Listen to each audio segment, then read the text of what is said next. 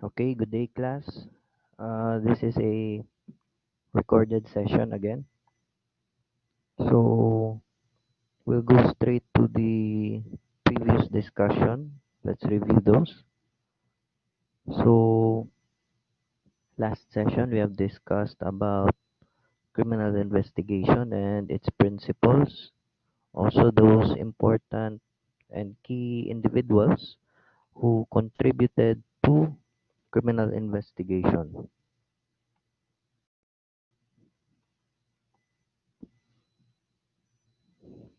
Also, we have discussed about the history and development of forensic science. We've also discussed the origin of the word investigation. So it originated from the Latin words vestigare and vestigium. Okay, so vestigare, that means to trace out, and vestigium, footprints or to track. Also, we have discussed previously of the contributions ng author na si Sir Arthur Conan Doyle and his book series about Sherlock Holmes, which publicized or mas pinakilala pa sa public at that time yung mga techniques and yung different processes in investigating crimes. We've also discussed again yung kanina yung mga important and key personnel. Yan. From Matthew Orfila kay Alphonse Bertillon, yan, the father of anthropometry. But anthropometry was replaced soon because it was somewhat a not really a sure thing in identifying an individual. So mas permanent yung fingerprints, which one of its major contributors si Sir Francis Galton. Also, meron din tayong contributions from Leon Lattes, that is for determining blood group o yung blood type. Yan. So, it's from blood grouping. Of course, sa crimes, mostly connected with firearms. So, yung considered na father of firearms identification, si Colonel Calvin Goddard, at yung kanyang invention, which is the comparison microscope. We also discussed previously about the contributions ni Albert Osborne, considered as the father of question document examination, in which through his book, yung question documents, yun ang naging primary reference for a very long period of time for document examination.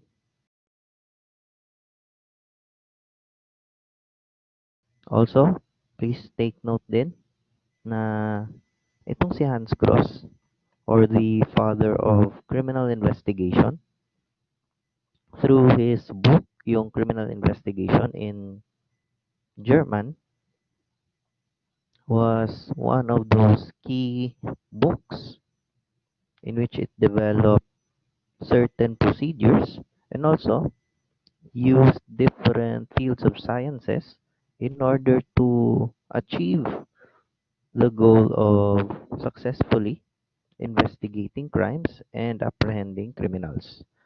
So dahil sa kanyang mga sinulat, sa kanyang mga ginawa, he was considered the founder of criminalistics, and also through the processes he initiated yan sa criminal investigation, he's also the father of criminal investigation. Of course, hindi na natin pwede malimutan yung contributions ni Edmund Lockhart. Yan, kung saan siya rin yung unang gumawa ng police laboratory, and also was much more known for this exchange principle. Yan, when two objects come into contact with one another, an exchange of materials, an exchange of yung mga fibers, especially kung clothing, would somewhat have an exchange. Also, last time we have discussed about the basic principles of investigation, kung saan na-define din natin yung criminal investigation, yung much more specific. Yan. According to the PNP, yung investigation, yan, the general term, is referred to the process of inquiry, eliciting, and soliciting information from different sources, and those facts and circumstances are needed to establish the truth. So that is the general definition of investigation.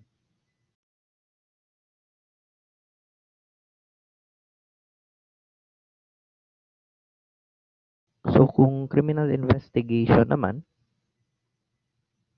ayan, basically the same with investigation in general, but as per multiple books and the PNP Criminal Investigation Manual, it is the process of inquiry, obtaining information to accomplish the threefold aim of criminal investigation, which is to identify, locate the guilty party, and provide evidence in order to support the suspect's guilt. Yan. So yan po yung threefold aim. Please take note of those. Also, sa criminal investigation, it is a reconstructive process. Ang ibig sabihin nitong reconstructive process, by the time the law enforcement have responded or arrived at the scene of the crime, tapos na yung nangyari. So, ang ginagawa nito, parang inuulit nila, visualize nila. That is called mental reconstruction. And also, at some kinds of crime scene, merong physical reconstruction. Parang inuulit nila or yung term na reenactment.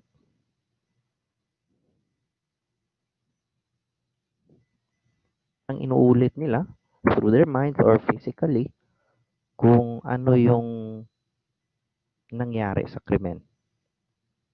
In criminal investigation, it is not just about knowing the truth by virtue of those data or yung information na collected and the evidence that were, of course, collected from the crime scene.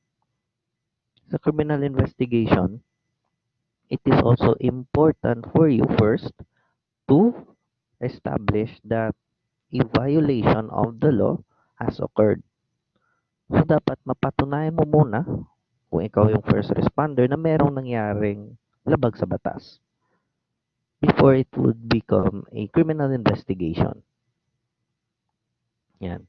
Because criminal investigators generally must establish proof that a violation of the law has occurred and that once the suspects are located or the suspect is located, dapat may mga pieces of evidence which are strong enough to put the suspect into guilt or put him behind bars.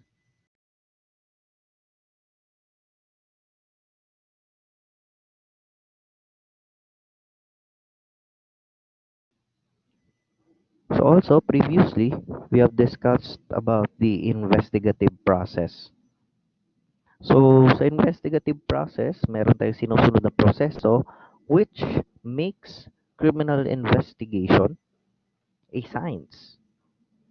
Ang criminal investigation, hindi lang yan gumagamit ng ibang uri ng siyensya to attain its goal, but also because sa pangkalahatan or all in all, sumusunod sa isang proseso which is established and which is already proven multiple times, which makes the investigative process or yung criminal investigation mismo a science din.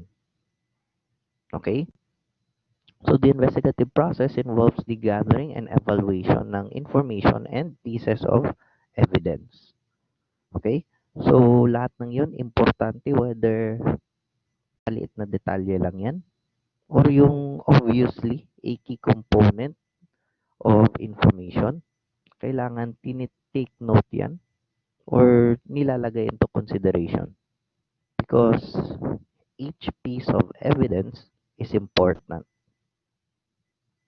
Also, sa investigative process, the investigator must seek to establish yung tinatawag na 6 cardinal points of investigation. Okay, so ano yun? Yan po yun, yung 5 Ws and 1 H. Yan, 5 Ws and 1 H. Yung 5 wives and 1 husband. So, unahin muna natin tong what. Basically, it answers the question kung ano ba yung nangyari. And in criminal investigation, of course, yung presumption na merong violation of the law na nangyari. So, ina-answer nitong question na what kung anong specific violation sa batas ang na-violate. Okay? What specific violation? Is it homicide? Is it murder? Or yung simple theft lang or burglary or yung robbery? Okay? So, that answers the question what. Next is itong when. Kailan nangyari? So, it does not only denote time but also the date nung pangyayari. Yan. Yung petsa, anong season, kung meron pa yung siguro kung rainy season ba yan or summer like those. Or also, it denotes the time of the day, yung specific details, yung specific time and date, pati na rin yung general na environment. Is it nighttime or daytime? Okay? So, yan yun. Dito naman sa where was the offense committed? Yung specific location and place kung saan nangyari yung krimen. Residential ba? Nasa bahay? Or is it in a public uh, place? Or mismo sa roadway or sa daanan ng tao? Of course, you need to know who are involved. Specifically, sino yung may sala or sino yung gumawa allegedly ng offense at sino yung mga biktima. You need to know who are the actors o yung involved sa nasabing offense. Sunod, why was it committed? It basically answers kung ano yung motibo sa paggawa ng krimen. But itong motive is not really the element that is needed for a commission of a crime or for the commission of a crime. What is important sa krimen is yung intent ng perpetrator. Itong motibo is the moving force, yung nag-uudyok sa tao na gumawa ng isang bagay. While the intent is yung kagustuhan niya na gawin yun. Of course, lahat ng tao kung gagawa ng krimen, merong intent. Some others, walang intent. Siguro, pinwersa sila or they were threatened. Pero pag may intention kang gawin yon at yung motibo mo masyadong malakas na gagawin mo talaga, of course, it would answer why was it committed. And of course, yung nag-iisang H, how was it committed? Basically, the means and manner. Paano niya pinatay yung victim? Is it by use of another firearm or weapon? Or by hand combat? Ginamit niya lang yung physical niyang kakayahan. Yan. How was it committed? Okay, so those are the 6 cardinal points of investigation. At yung 6 cardinal points na yan, previously, na-discuss ko rin, na yung 6 cardinal points are anchored sa 3 interdependent or yung major elements of a crime. So, a crime would not be successful if walang motibo. Of course, nandyan na yung intent, walang opportunity to do it, and of course, walang kakayahan, walang means or capability to commit a crime. So, one by one, let's discuss those again. Motive is the reason which pushes a person to commit an act. Yan. Yung tinatawag na definitive result in mind or yung kung sa Pilipino pa, yan yung pagkakaroon ng mindset o yung napili mo nang gawin yon. At yung nag-udyok sa'yo na gumawa ng isang bagay is motive. The definitive result o yung na-final na yung decision mo, finalize na yung decision mo, that comes with intent. So, itong motibo is not one element of a crime. Yan yung intent, not the motive. Okay? So, sabihin natin, si perpetrator may motibo ng gawin. He is fixed on committing a certain act. So, secondly, he will try to find the means. Sabihin natin gusto niyang pumatay ng isang police officer. Paano niya ma-overwhelm or mapapatay yung police officer? So, anong paraan? Anong gagamitin niya? Kamay lang ba? Martial arts lang ba? Or gagamit siya ng iba pang tools which is at their disposal? Ang ibig sabihin nito, yung mga bagay na gagamitin niya to commit a crime is pwede niyang ma-dispose or pwede niyang matapon. Yung control ng nasabing tools na yon ay nasa kanya. So, meron siyang option na ipagpatuloy or hindi. Yan. So, kung gumamit siya ng isang tool, of course, may isang means na yan. Gusto niyang pumatay ng pulis, pero wala naman siyang kamay. Paano niya babarilin? Diba? So, that's another type of mean, yung capability, yung personal capability ng offender. Pero sabihin natin na he has arms and limbs, may baril siya, may bala, and of course, meron na siyang motibo. So, he will try to look on the opportunity to commit a crime. Yan, yung chance or yung occasion na pwede niyang gawin yun. The thing with opportunity, nababawasan yung chance or occasion to commit a crime if merong nagbabantay. Di ba? Gusto niyang pumatay ng pulis, pero may kapwa pulis pala siyang kasama. So, lugi, 2 versus 1. Pareho pa silang may firearm. So, the opportunity is diminished or nababawasan. But what if mag-isa lang siya, yung pulis, kumakain sa pagkainan or sa restaurant? Pumasok ka, may motibo ka na, may gamit ka na, may capability ka na. And then, yung restaurant, walang nagbabantay na security guard. So, of course, yung opportunity mo na gumawa ng krimen tumataas. And then, boom, pinatay mo yung pulis habang kumakain. So, that itself is a successful way of committing a criminal act. An absence of these 3 would not result to a crime.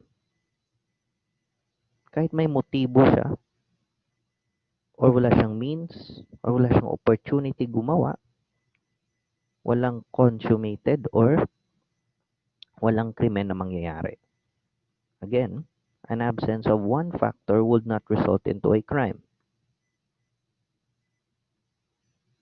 Also, I will discuss this again. Itong question na ito. Is investigation an art or a science? Basically, kanina nasabi ko na criminal investigation is really a science. Considered siya as a science because first, nagagather ka ng data. Yan yung facts or circumstances. Of course, in investigation, you follow what we call standard procedures. Ibig sabihin, may sinusunod kang proseso in order. So that's one qualification of an applied science. May ina-apply na procedure. Sunod, habang nagagather ka ng facts or information, of course, meron kang procedures na susundin. During the course of that investigation, may dinedevelop kang questions or mga problema. And of course, they will develop once you obtain more information or yung logical reasoning. May hypothesis kang nade-develop. Yan, napakarami niyan. And of course, once, yung parang puzzle, once nagkaroon na ng mga pieces ng puzzle na nagko-connect, yung mga iba't ibang hypothesis mo slowly nasasagot na. Once you have finalized it all, you can already draw conclusions based on the facts and information na nakuha mo. So, it is safe to say na ang criminal investigation is considered a science.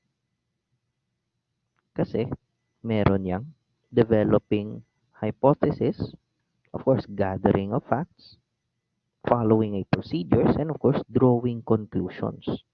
And those conclusions pwede successfully ma-presenta sa korte or kailangan pa i-follow up.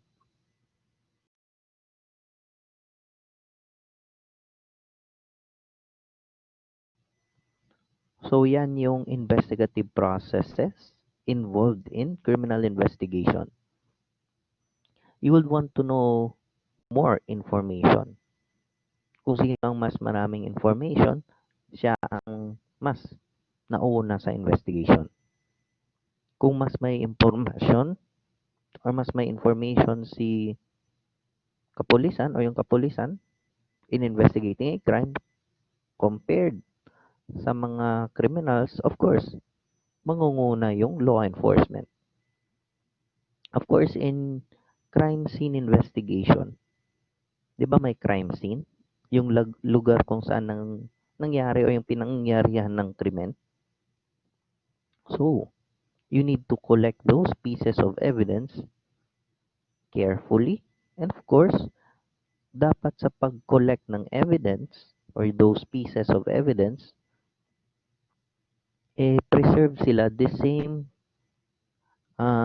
phase or yung pareho ng kung saan nakuha nyo or na first identify. So for sure, sa collection of evidence, it must be collected the same way as discovered. Okay? So dapat ma-preserve. Marami tayong paraan, marami tayong mga equipment to collect vital data and vital pieces of evidence in order for it to be subjected further for laboratory examinations. Yan. So, idadala pa yan siya sa crime laboratory. Of course, while kinokollect yung pieces of evidence, dapat may proper crime scene management. Ang ibig sabihin nito, involve yung proper turnover ng crime scene. Also included yung delegation of tasks para yung mga members nung SOCO team or yung scene of the crime operation team, yung mga magko-collect ng ebidensya, eh, mas madali for the individual member to do his part. Either siya yung photographer, siya yung note taker, siya yung sketcher, or siya ba yung medical legal officer or yung ballistician. So yung delegation ng tasks, yung pagse-separate ng responsibilities, dapat properly managed by the team leader. And dapat yung pag-turnover ng crime scene is ginagawa legally.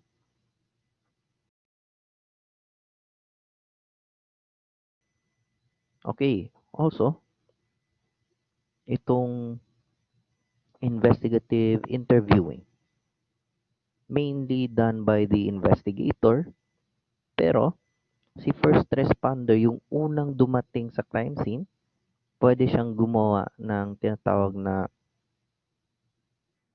preliminary interview or interviews. Alam mo, pagdating niya doon, mayroong mga witnesses. Or pagdating niya doon, nahuli niya yung perpetrator. So it must be done carefully and of course in consideration of different variables.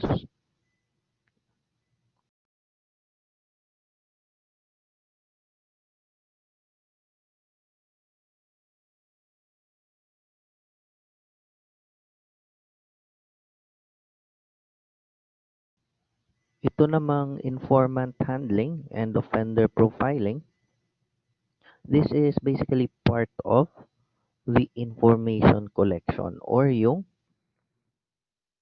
intelligence, police intelligence. But that comes even before the arrest. Yan. Tinitingnan pa or nilalaman pa sino at kung saan yung may mga mayroong mga violations of law or yung mga wanted individuals. Those individuals who are being chased by law, yan yun. That's part of gathering information and converting them into intelligence. Yan yun. Informant handling, offender profiling. Of course, because the investigative process or the criminal investigation is considered a science, of course, yung proper logical reasoning. Yan. So, both of them must come in rhythm. Ibig sabihin, dapat sila yung logic or yung pagkasunod-sunod ng mga events must be logically acceptable. Yung maaari talagang mangyari or nangyari. And of course, the investigator, he could provide sound reasoning. Kasi yung mga rason kung bakit dumating sa ganong logic, kailangan niya yan ipapaliwanag sa korte. How did he develop that kind of conclusion? And of course, dahil ang criminology at ang criminal investigation depends also on other fields of sciences, then those other scientific approaches must also be used. Yan, from dactyloscopy, yung fingerprinting, yan, ballistics, even physics, chemistry, ginagamit din yan. Of course, may liquids. Pathology, di ba? Kung merong mamamatay, yan, study of diseases o yung conditions ng body during and after death. Yan. So, yung mga ibang fields of sciences, ginagamit rin sa investigative process. And of course, each of those fields of sciences have different processes, have different goals. So, ina-adapt din yan. Also, criminal investigation is considered an art. The reason is hindi lahat ng mga bagay nakukuha by means of scientific process. Of course, may logical reasoning talaga yan, pero yung mga ibang mga bagay natututunan in the field. And it does not only come from the field, dapat yung experience. I'm not saying na importante yung experience lamang. What I'm saying is, there are other things that are best taught over time or through time. And also, there are things, especially sa criminal investigation at sa law enforcement in general, na hindi matututunan sa classroom lamang. For example, yung instinct, kung ikaw ay isang investigator or police, yung mga insights mo, intuition, yan, yung judgment call mo. And of course, yung madedevelop mong theories. Yan. Most of them, if not all of them, are not taught in classrooms. They are basically from the field. Yan yun, intuition. Of course, when you develop experience, of course, you have enough training, instincts regarding problem solving, kinakailangan sa criminal investigation. And of course, hindi lang pwede experience lamang, hindi lang pwede may training ka lang. You must be very keen or very much good. Di naman kinakailangan na sobra, but you have a better ability to separate false from genuine, to separate truth from false. Yan. Kung ano yung totoo, yun yung mananaig. So you need to separate false information from true or genuine information.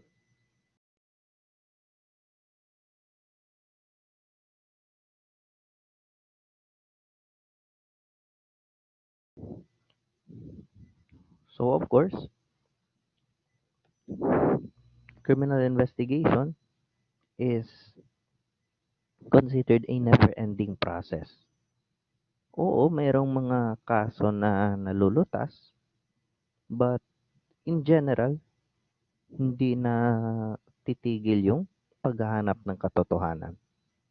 And as our world modernizes through globalization, mas maraming mga techniques at merong mga makabagong kagamitan, makabagong mga tactics na gagamitin rin ng mga offenders or ng mga criminals in order to do what they want, which is a violation of the law.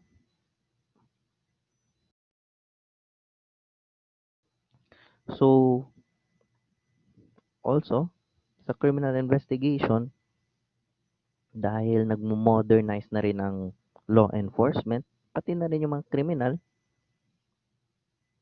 of course, you need to develop more techniques in order to solve problems or cases. And again, dahil constantly nagmo-modernize tayo, modern problems require modern solutions.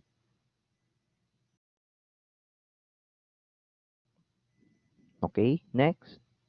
Objectives in criminal investigation naman tayo.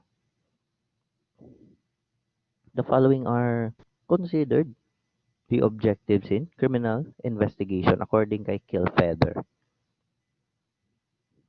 First, you need to detect crime. Dapat ma-establish or ma-establish muna ni investigator establish that a crime or a violation of the law has occurred. Yan. So how would you detect crime? Either may magre-report or during patrol, meron kang madi-discover kung ikaw yung first responder. So that that two, yung dalawang yun, are the most common forms in which the law enforcement can discover or detect crimes. Sunod, location and identifying the perpetrators or yung suspects ng mga krimen.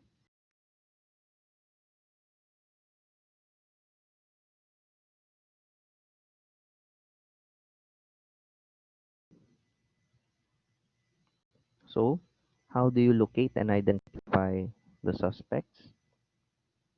Napakaraming paraan. Of course, you have surveillance. 'Di ba? Merong mga sumusunod sa mga considered suspects or persons of interest.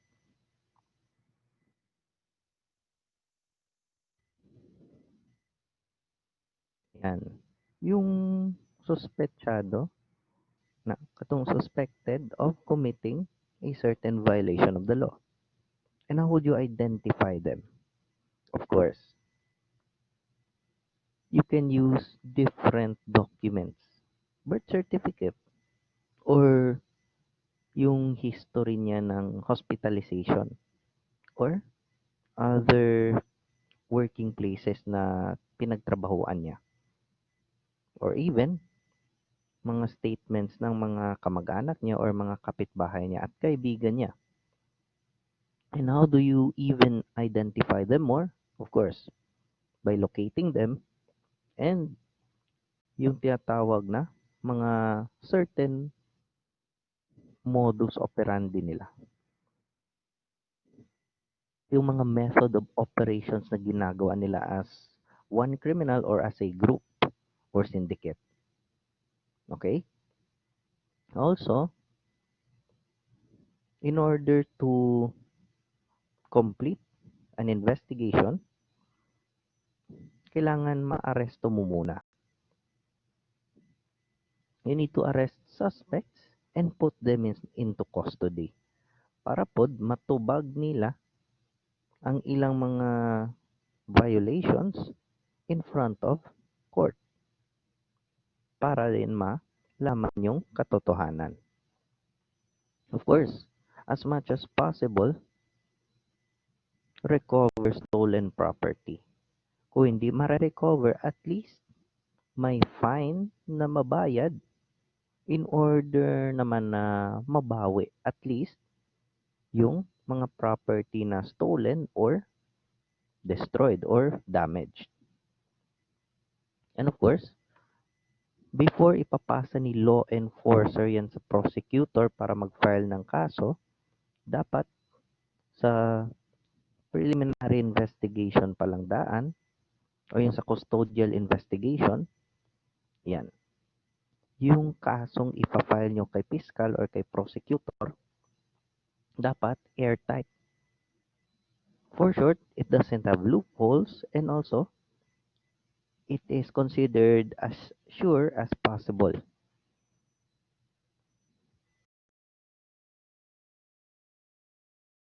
So those objectives kanina are based on the premise that perpetrators make mistakes during crimes.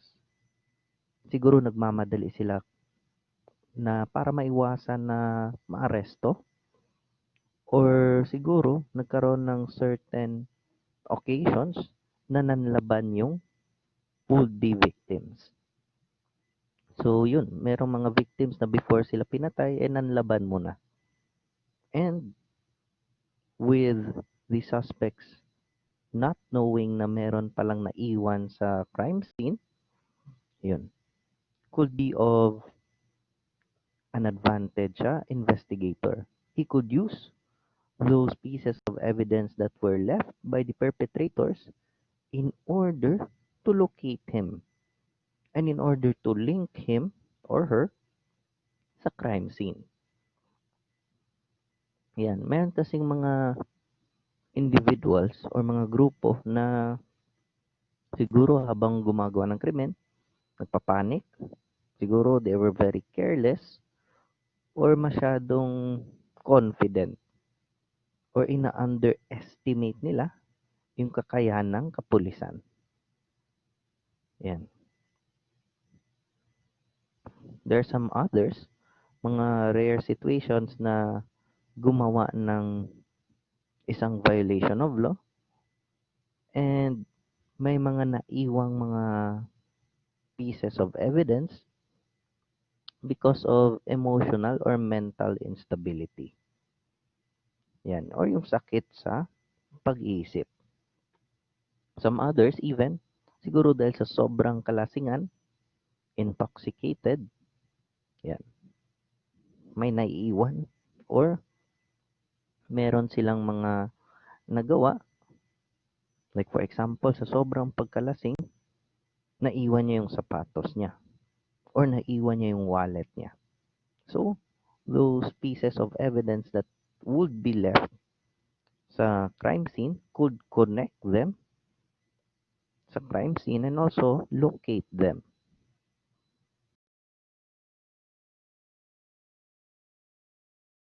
So, yung mga objectives na yon at itong premise na ito na nagkakamali din yung mga offenders is always attributed to this principle na sinimulan ni Edmund Lockhart,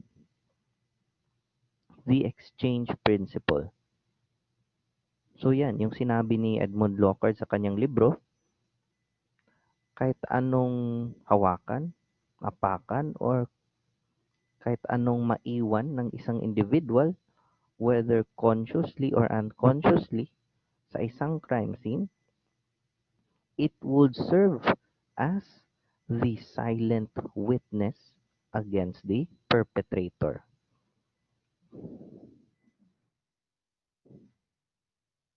Those fingerprints or footprints na naiwan niya, yung hair fibers na naiwan ng isang perpetrator, or yung deposits ng kanyang bodily fluids, either dugo or yung seminal fluid, or yung mga marka sa walls, mga tool marks na naiwan sa pintuan, or yung paint na siguro unconsciously na scratch niya could serve as the silent witness against the offender.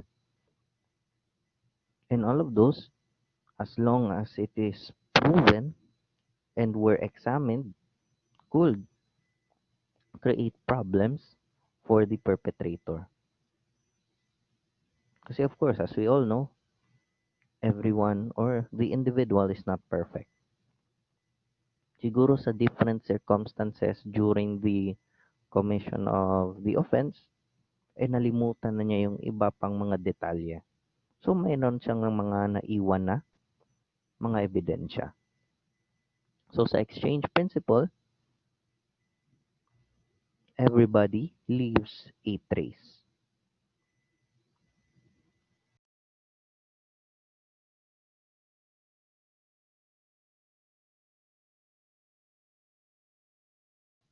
Also, sa exchange principle, yung mga bagay na naiiwan niya, which could locate him back, those are trace evidence. So, yan yun. Trace evidence, less visible evidence, yan. Footprints, body hairs, yung mga hindi masyado nakikita ng naked eye. So, those trace evidence,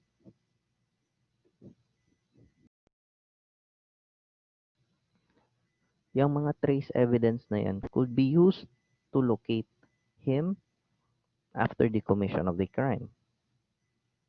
Okay? So, dapat iti-take note yan. Dapat matitake note yan ng mga crime scene investigators and even the SOCO team upon gathering of evidence sa crime scene. Yan yung tinatawag na crime scene processing.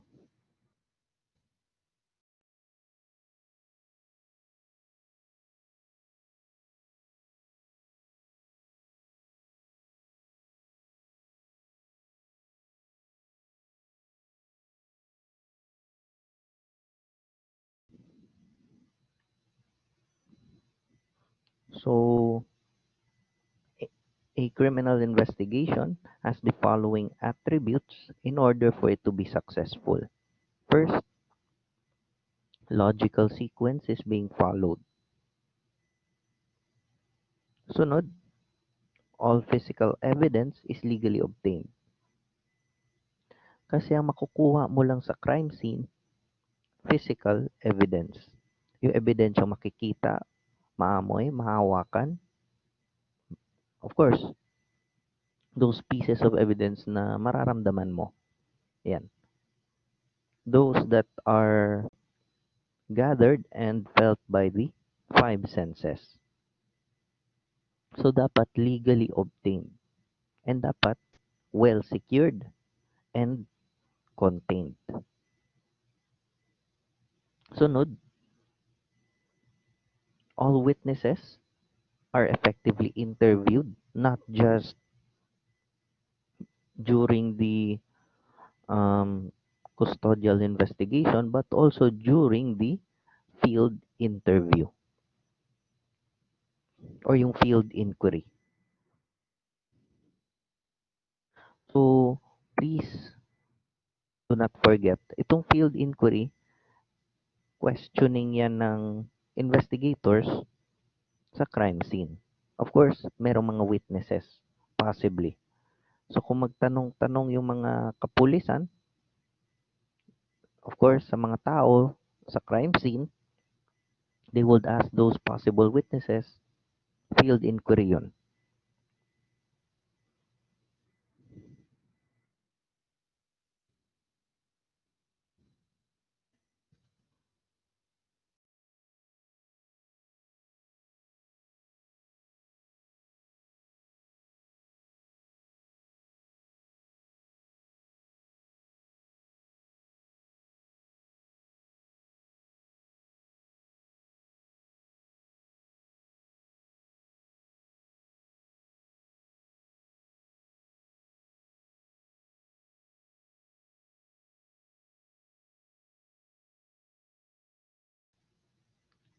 So, next, custodial investigation.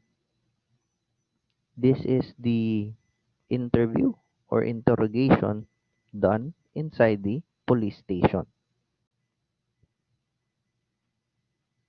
So, dito, yung suspect, commonly, naaresto na siya.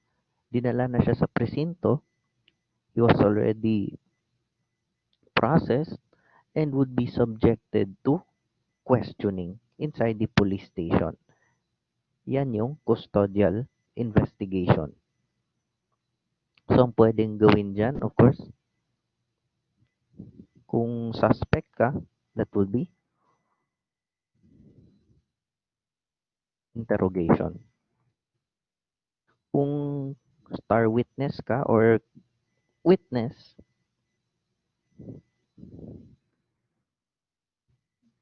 interview.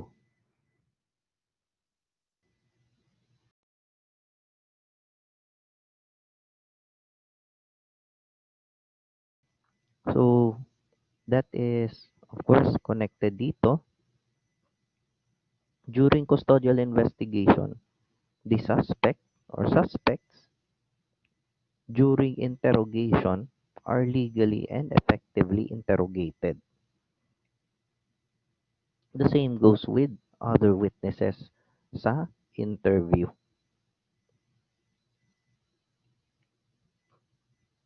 Legally and effectively done.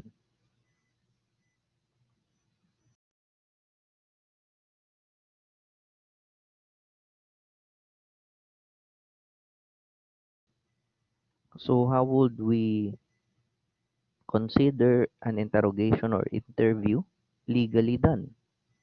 So dapat yung mga witnesses, pati si suspect, nabasahan ng kanyang Miranda rights o yung rights niya, the rights of a person subjected sa custodial investigation.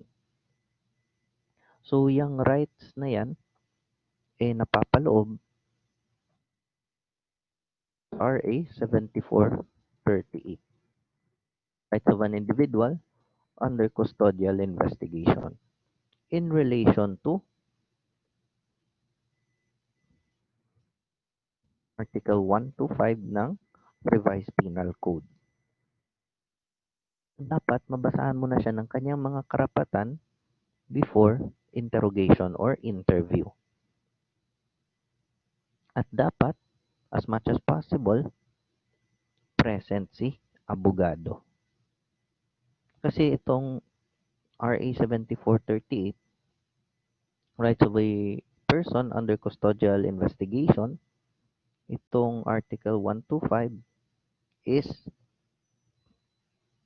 yung waiver before custodial investigation. Rights pa rin ng mga taong subjected.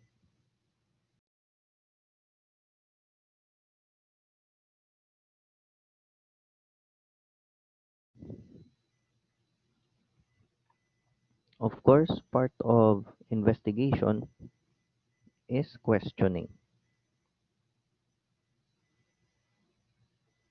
So, dapat merong mga leads na nade-develop. These leads come from different information and of course, interrogation and interview. Yung mga kinanta nila, pati na yung mga ebidensyang nakalap. Those would serve as your lead sa investigation. That's why it is called a lead kasi yan yung pwedeng maging dahilan na malocate, maaresto si offender, and also malaman yung totoong nangyari. And of course, even the small details sa kaso are accurately and completely recorded.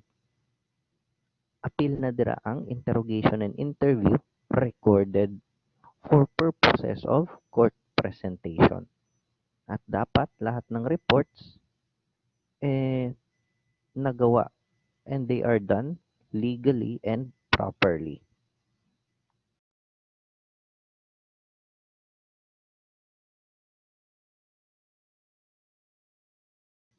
So next, the phases of investigation.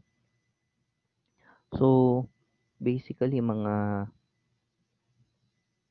tatlo lang pong phases pero napakaraming parts per phase.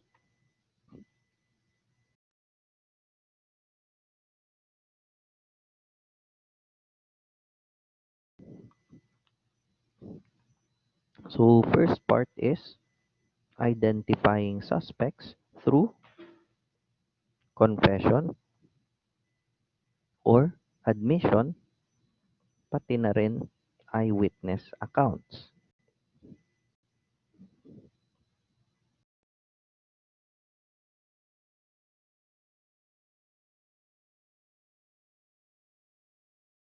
So let's start with confession and admission.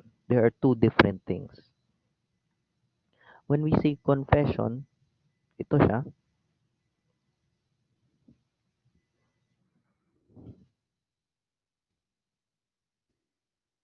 complete acknowledgement of what has happened or yung complete acknowledgement of guilt.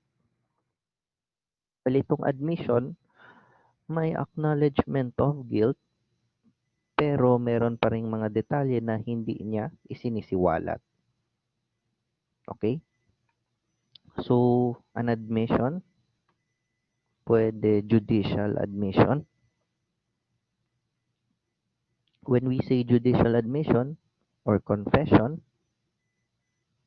done in court.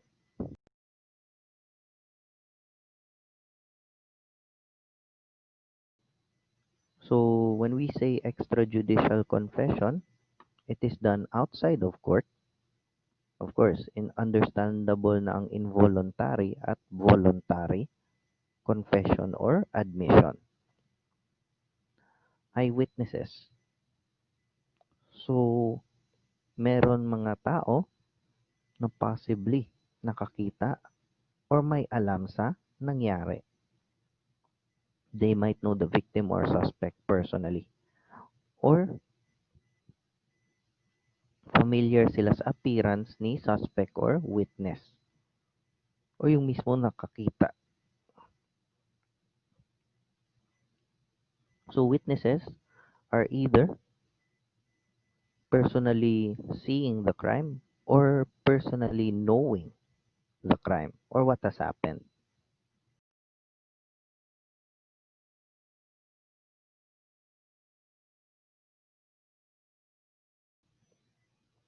Of course, you have circumstantial evidence, yung mga circumstances established directly by proving of other facts.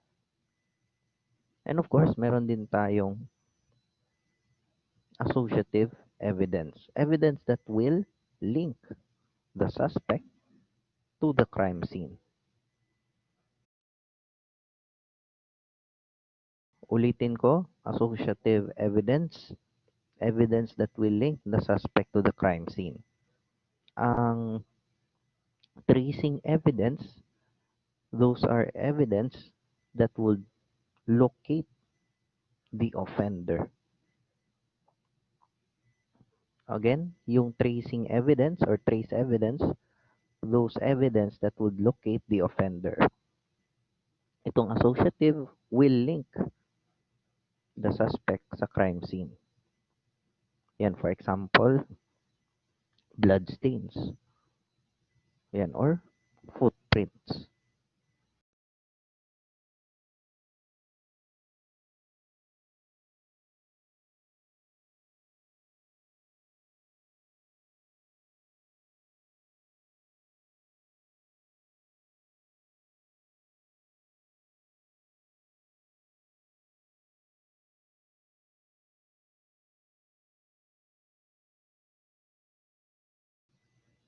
Next phase is locating and apprehending the suspects. So, the location in order to apprehend those suspects is very needed. Kasi siguro, after committing the crime, tumakas ang suspect, sabihin natin umuwi siya ng bahay. So once nalaman yung kanyang location, then we could apprehend him, bring him to the station, and start the custodial investigation.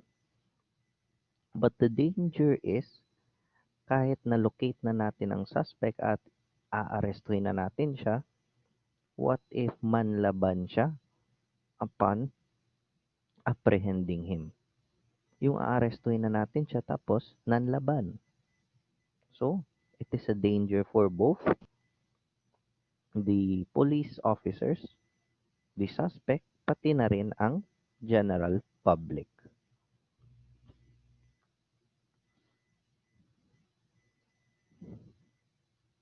Next, the third phase, gather and provide evidence.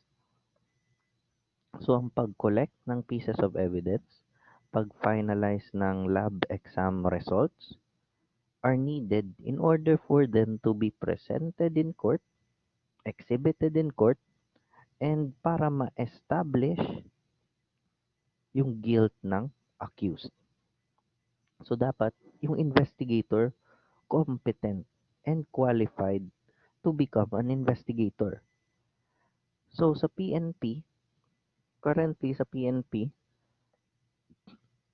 minimum rank for a police investigator to be assigned, dapat at least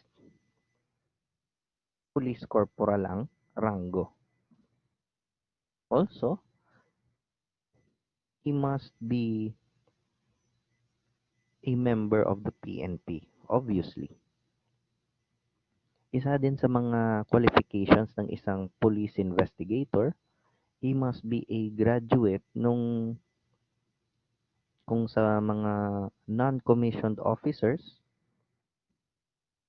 dapat nakapagtapos siya ng basic criminal investigation course, which is given by the PNP Directorate for Investigation and Detective Management.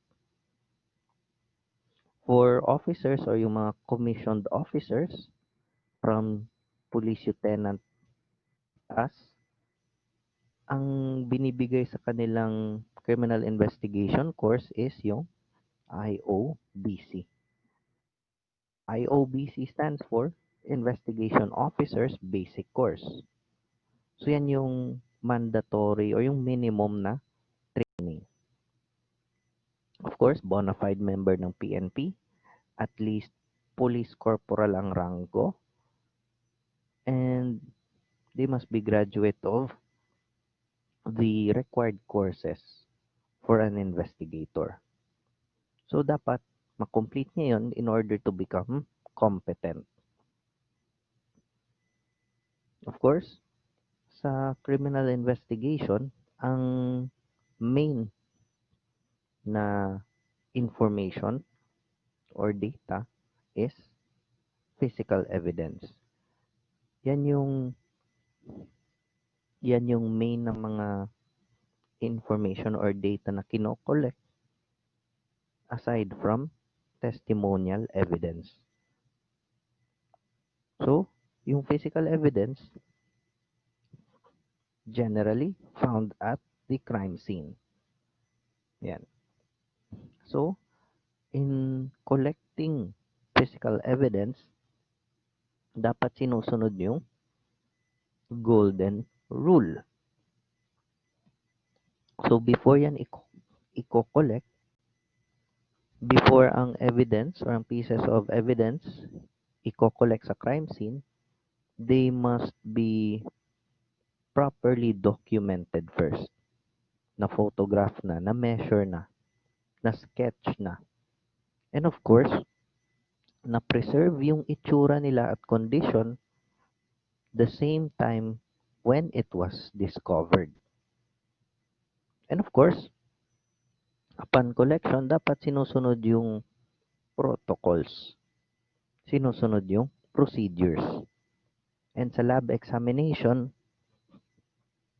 of course, lab examination, the laboratory examination is appreciation of forensic science. So, dapat sinusunod din yung proseso during the certain laboratory examination.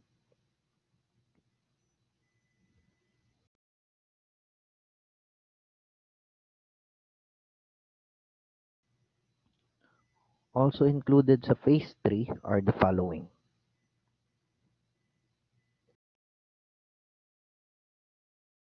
So, in providing guilt sa isang akusado in court, main priority is establish first the existence na merong nangyaring krimen.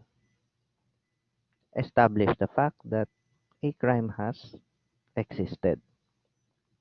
At dapat, after nyan, yung accused or yung suspect is properly identified and associated sa mga bagay na nakalap or na-obtain within the crime scene. Sunod, para ma-support yung excuse me, para ma-support yung pag-identify ng isang perpetrator, dapat yung witnesses positively identifies him and are competent and credible. So for example, competent ang witness, legally, pwede siya maging witness. Yan. Paano siya maging legally competent? So dapat, kung anong sasabihin niya sa korte as a witness, dapat akma yun sa kondisyon niya. So, sabihin natin, may witness, bulag. Pero ang sinabi niya, nakita niya yung suspect na papalabas sa bahay. Eh, is that competent? Diba hindi? So, dapat mag-match yung sinasabi ng witness sa facts na sinasabi niya and sa pieces of evidence.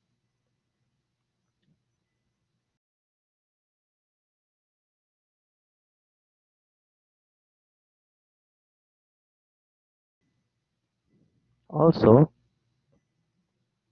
dapat rin na yung mga ebidensyang nakalap, mga resulta ng lab examination sa crime lab, dapat properly identified, properly tagged, and exhibited sa korte at dapat si criminal investigator alam alam niya dapat lahat ng yun like it's the back of his hand. He must know each of those pieces of evidence by heart.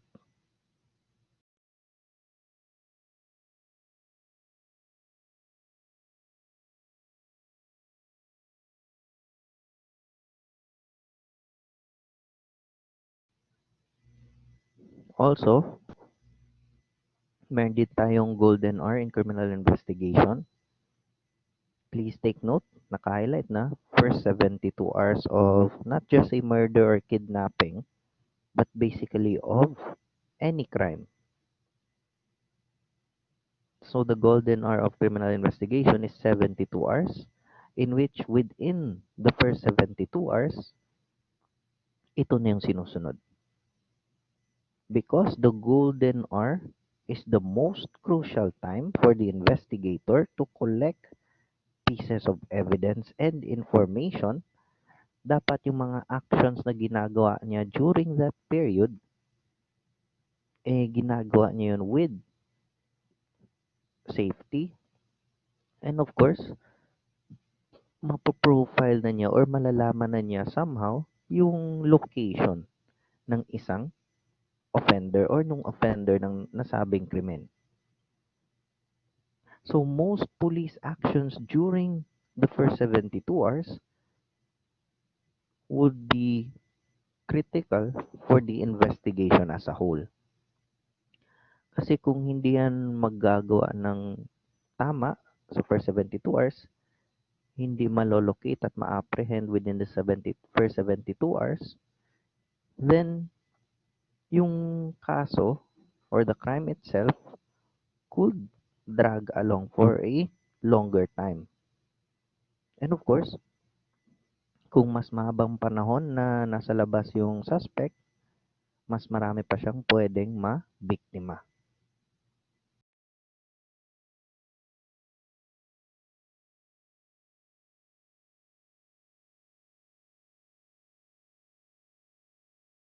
So, who is a criminal investigator? According sa PNP, a criminal investigator is a public safety officer who is tasked to conduct investigation ng lahat ng criminal cases as provided by our laws, which are criminal in nature. Yan, meron kasing mga batas sa loob ng revised penal code at sa mga special laws na hindi criminal in nature. Yung civil in nature or yung commercial or mercantile in nature.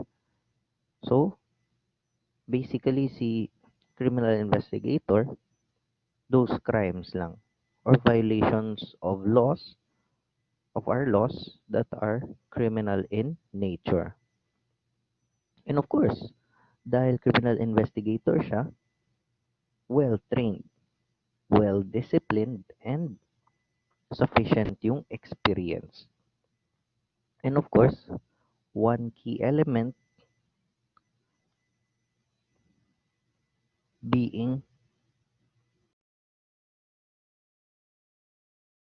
one key element is being professional in the field of criminal investigation.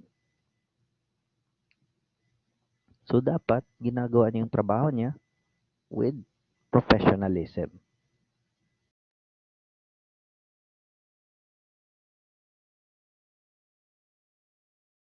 So, the following are his responsibilities ng isang criminal investigator.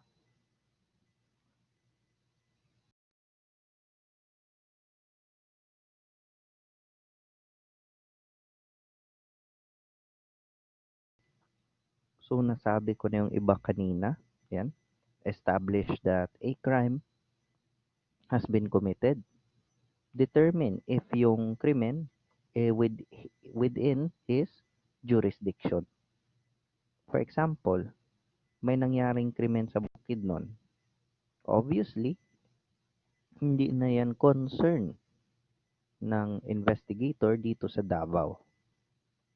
Okay? Sunod, discover all facts pertaining to the complaint o yung sa kaso. Develop and follow up lahat ng clues and to properly gather and preserve physical evidence together with the SOCO team. Yan. Together with the SOCO team na parte ng crime laboratory dapat na preserve yung physical evidence at yung tinatawag na chain of custody, pag-handle ng mga ebidensya, sinusunod.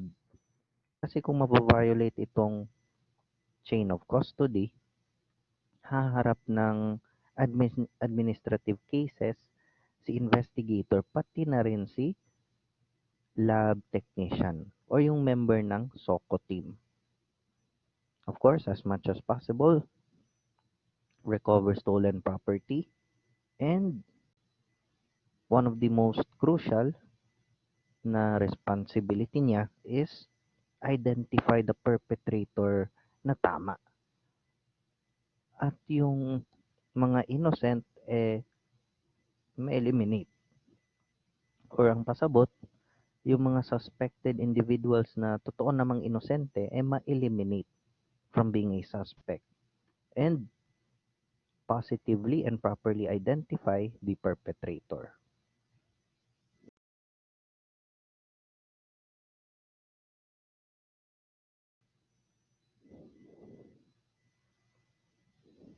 Also, may mga specific kasing subfields or mga sub-assignments ang isang criminal investigator. Like for example, may investigator na ang trainings niya at expertise, sabihin natin, cybercrime. So yun yung focus niya. Commonly, yung iba, murder, homicide, sexual assault, violence against women and children, or VAUSI. Yan yung mga common or yung general expertise na lahat sila meron. Pero yung mga mas specified pa or mas specialized, yung training, investigation ng kidnapping, terrorism or bombing incidents, and of course cybercrime, pati na yung ibang mga special crimes. Kino-consider din sa isang criminal investigation unit na dapat lahat ng investigators may enough caseload. So, hindi pwede na yung isa sumobra ng napakarami at yung isa ay napakakunti. So, dapat sa caseload ng isang criminal investigation unit, dapat balanse. The case loading for every investigator must be balanced in order to, of course, successfully fulfill their mandate of investigating crimes and putting offenders behind bars. At dapat lahat ng criminal investigators sa isang criminal investigation unit together with their investigation chief or supervisor dapat alam nila itong AOR nila. They must know by heart hanggang saan lang sila pwedeng mag-imbestiga. Kasi hindi nila pwedeng sapawan yung trabaho ng ibang areas. Okay. So, here are the further qualifications ng isang criminal investigator.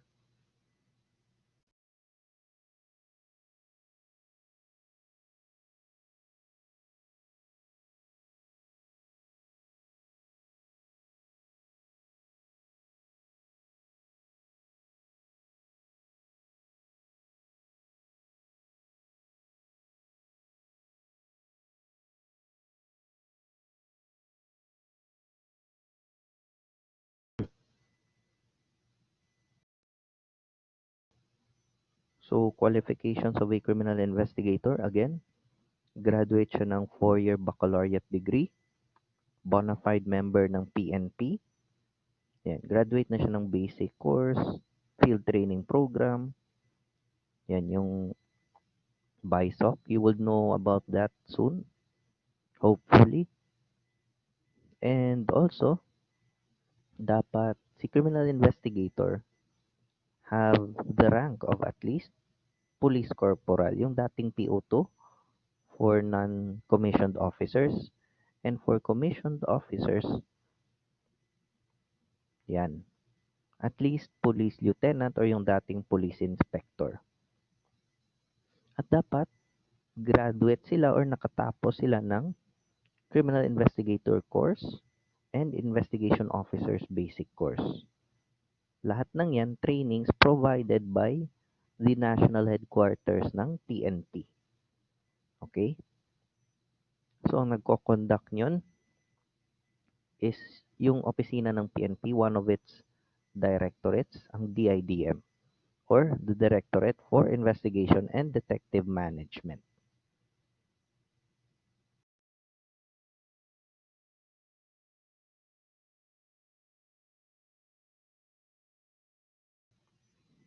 So, the following are the further responsibilities ng isang criminal investigator.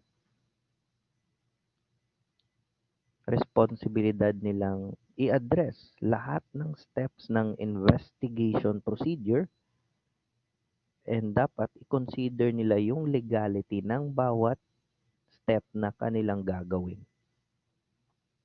Of course, the investigator must receive a case for investigation and must be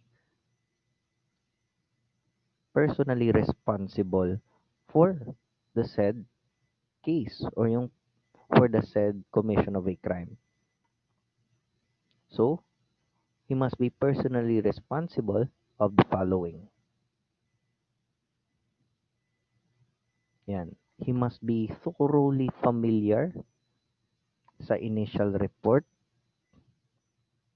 Yan. Para ma-develop niya yung leads or those information or data that would lead him, that would lead the investigation into identifying the perpetrator or other facts of the case. Also, he must conduct profiling, not just of the suspect, but of the victim. Unsa ba ng profiling?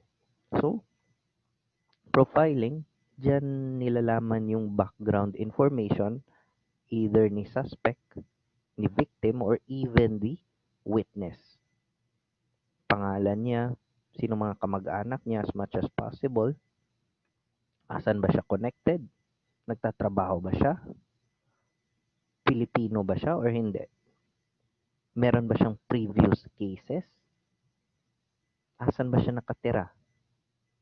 And of course, once may search warrant, makokonduct na ng investigator ang search and seizure sa kanyang bahay or sa kanyang dwelling. Of course, all of those documents or records must be carefully and properly analyzed.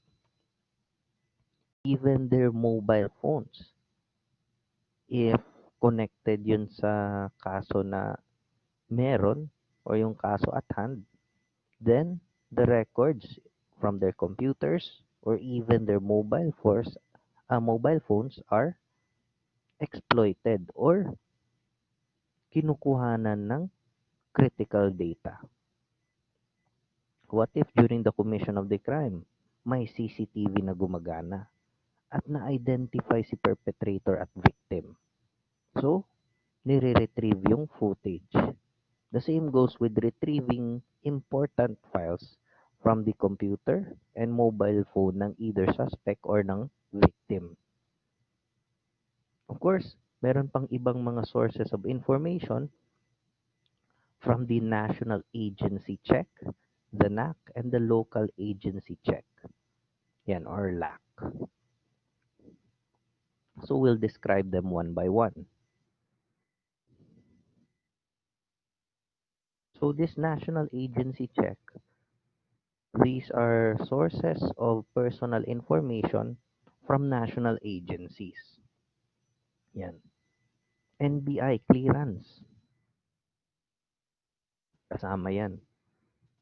Um, Police clearance from the investigation group ng or PNP. Or what if terorista yan? Nasa watch list siya ng intelligence service ng Armed Forces of the Philippines. Those are national agencies, nationwide in scope. Kung local agency check naman or lack,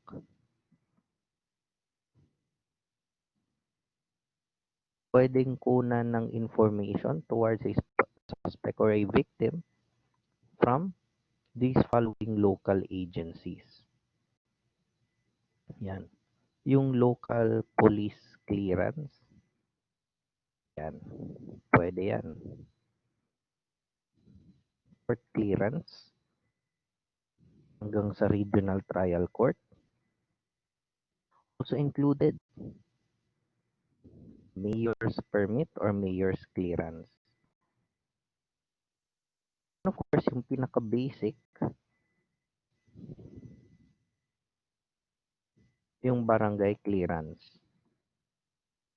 Okay, so those are part ng local agency check.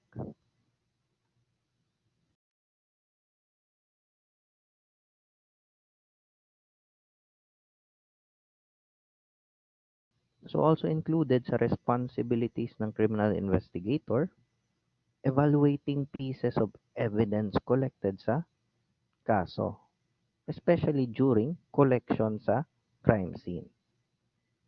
Kasi yun, once they are properly documented, ipapakita naman niya yun, ipipresenta or i-exhibit niya sa korte during trial.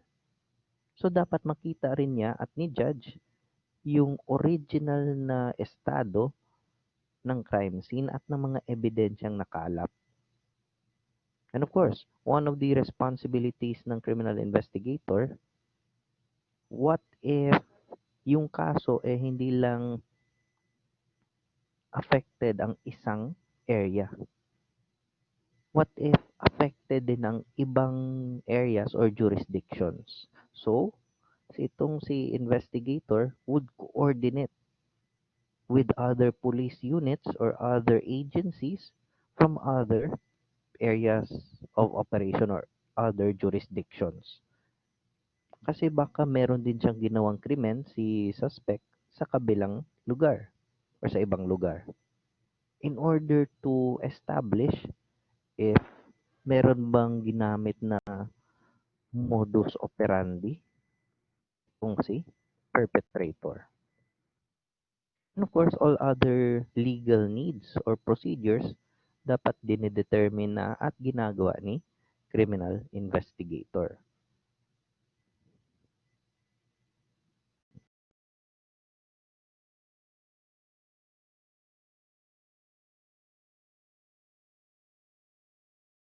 So, other responsibilities ni criminal investigator, of course, yung sinabi ko kanina, identifying the modus operandi ng suspect or ng sindikato kung marami sila, and to know if yung isang suspect meron pa siyang mga kakontsabo or mga associates upon the commission of a crime. Of course, yung end goal niyan lahat, ma-identify. Lahat ng police units, meron silang gallery. Yung tinatawag na rogues gallery, especially ang mga presinto. Yung rogues gallery, nandyan lahat ng mga recent na pictures at yung mga modus operandi ng mga known criminals sa isang lugar. Okay? May mga pictures yan, parang portfolio na nandun lahat yung totoong pangalan nila or mga aliases, mga methods of operation nila or modus operandi, pati na rin yung recent pictures nila or yung last known pictures. And of course, yung last known location nila. Of course, one of the responsibilities din ng isang criminal investigator is to adhere to all legal procedures in preliminary investigation, sa pag-file ng kaso sa piskal, and during court proceedings. At dapat ma-evaluate niya lahat ng legal significance o yung mga kinakailangan from the victim or the witnesses. Like for example, yung mga affidavits nila or yung statements nila. Yan. So dapat ina-analyze yun muna ni investigator bago sumalang sa court proceedings. And if needed, pwede din niya i-re-interview yung mga victims and or witnesses.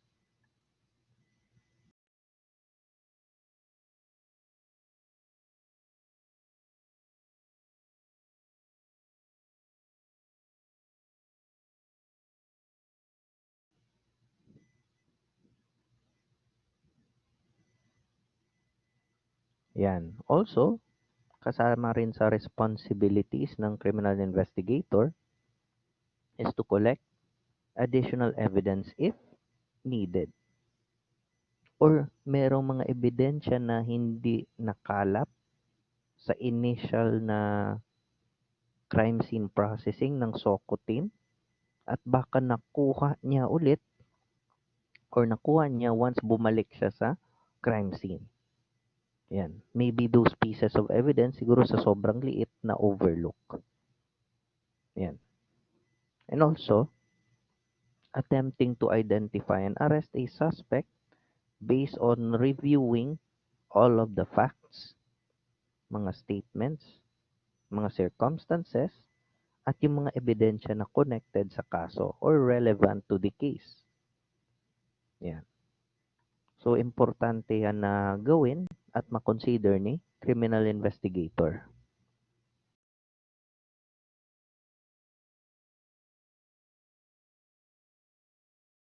So, next,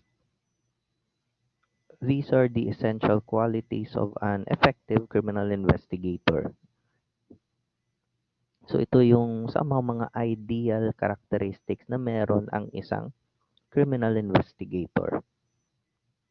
First is, team player siya. Ibig sabihin, hindi niya tinitake credit na kanya lang lahat ng mga successful investigations. Dapat tumutulong rin siya sa ibang mga investigators. And of course, kung magandang impression sa kanya from other officers, then willing sila na mag-share information sa kanya. At the same time, dapat willing din siyang mag-share ng information or knowledge sa ibang investigators. Because if he does that, then mas malawak yung sources of information na pwede niyang makalap easily. And of course, dahil team player ang isang investigator, they must be able to take the initiative to keep other team members, especially sa investigation section, na dapat lahat sila informed sa development ng isang kaso. So for example, isa akong investigator, I'm part of a criminal investigation unit. So dapat lahat ng mga ginagawa ko nilalagay ko sa isang report. Whether it's the initial report, the progress report, the after operations report, or yung final report, ina-update ko yung team ko, pati na yung mga supervisors ko at mga team leaders ko of the case I have. In that way, pwede din nila ma-share yung mga experiences nila, especially yung mga senior investigators, at maging willing sila mag-share ng information sa akin. Yan. Para maganda yung daloy ng investigation.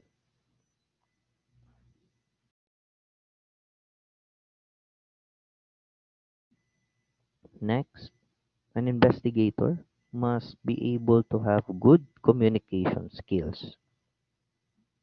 So, dapat ma-relay niya yung mga ideas niya at yung information na meron siya both in oral communication and written communication. Yan. Verbal and written communication. So, he must be at least good at it. Kasi pagdating sa korte, yung mga judges, magagaling yan sa communication. So, baka sa simpleng mga words or play of words, mawala na si investigator. So, dapat, at least, he is, he is somewhat capable of understanding and creating information na meron siya.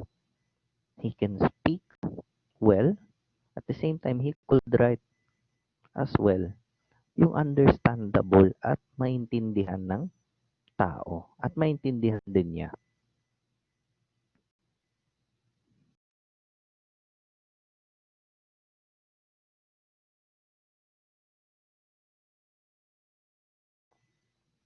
So again, yung intuition, hindi yan natuturo sa classroom. It develops with time and experience. Kasi yung time and experience will teach you things that would be needed, especially kung nasa field ka na. So, it is very much needed for you to take note of intuition.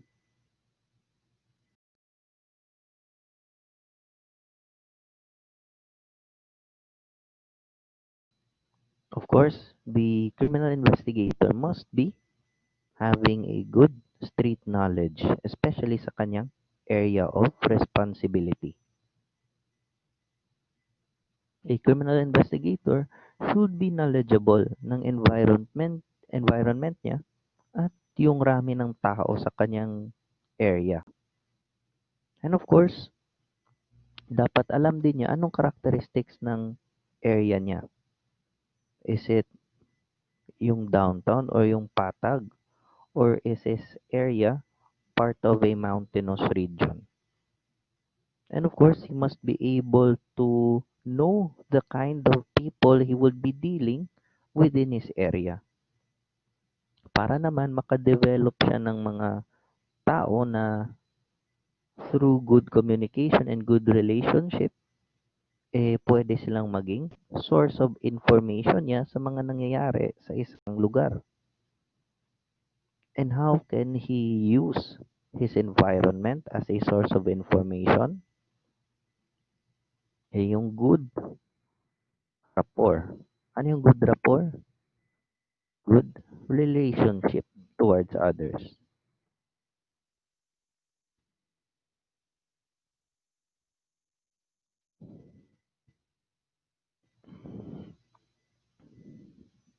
Next,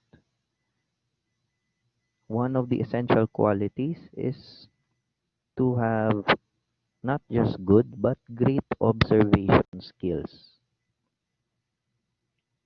A criminal investigator will often see things in a different light. Kasi kung investigator ka, basically, merong mga different questions that can be arising from the said case. So, an investigator must be observant of his surroundings, not just based from what he learned in the classroom, but also from training and experience. Because if he keeps on observing things differently, he might develop and notice certain clues na medyo kakaiba. At yung mga clues na yon not easily noticeable by normal individuals or yung mga individuals na hindi trained.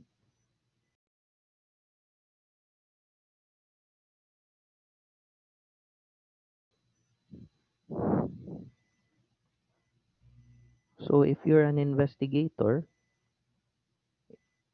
you must be routinely observing things kasi baka meron dyan, yung mga iba dyan na medyo kakaiba and might lead you to a violation of law or something that would lead you into identifying further information. Yan. So it goes with training and experience and of course, knowing the environment as well.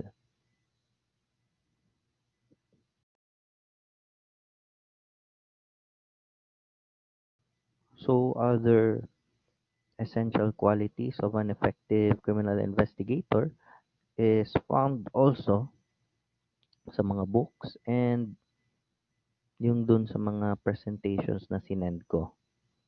So please also take time to read those and try to put your questions sa open forum in order for me to answer those questions which sa inyo medyo complicated. So thank you for listening. By the time you have seen this, this has already been posted in the LMS. So once again, thank you and have a good day to each one of you.